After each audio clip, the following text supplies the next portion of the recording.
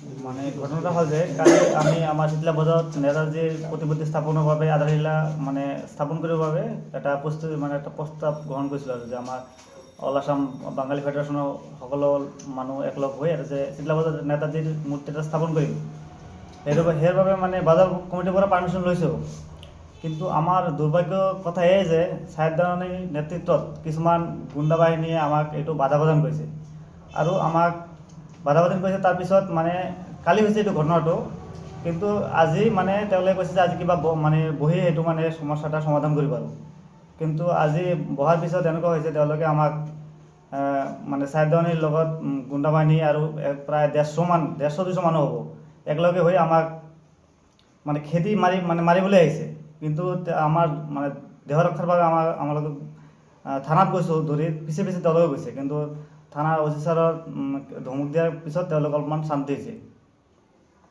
এইটো দুখৰ বিষয়ে যে আমি বাঙালী হৈ আমি অসমত বসবাস কৰি আজি এটা নেতাজীৰ মূৰ্তি স্থাপনৰ বাবে তেওঁলোকৰ মানে তলত পৰিবলৈ হৈছে।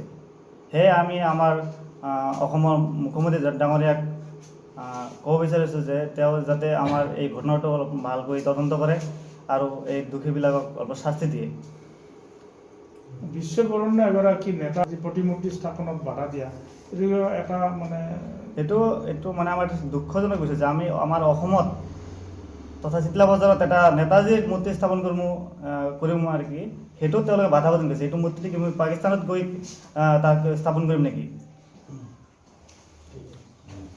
আজি সাংবাদিক বন্ধুসকলক ইয়াত মাতা হৈছে।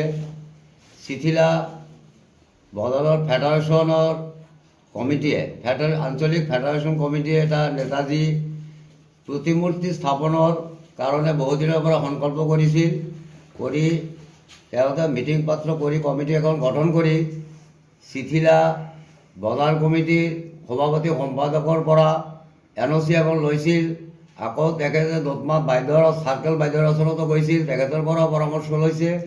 লৈ চিঠিলা এটা বজাৰৰ ওচৰত PW নিয়াৰেষ্ট ঠাইখিনিত প্ৰতিমূৰ্তি বহাৰ কাৰণে যেতিয়া আধাৰশিলা স্থাপনৰ গৰ্থটো কৰিবলৈ গৈছিল তেতিয়া ইয়াতে আমি শুনিব পাইছোঁ ছাহিদ আলীৰ নেতৃত্বত ইয়াত বহু মানুহ আহি তেখেতে এটা গণ্ডগোলৰ সৃষ্টি হৈছিল।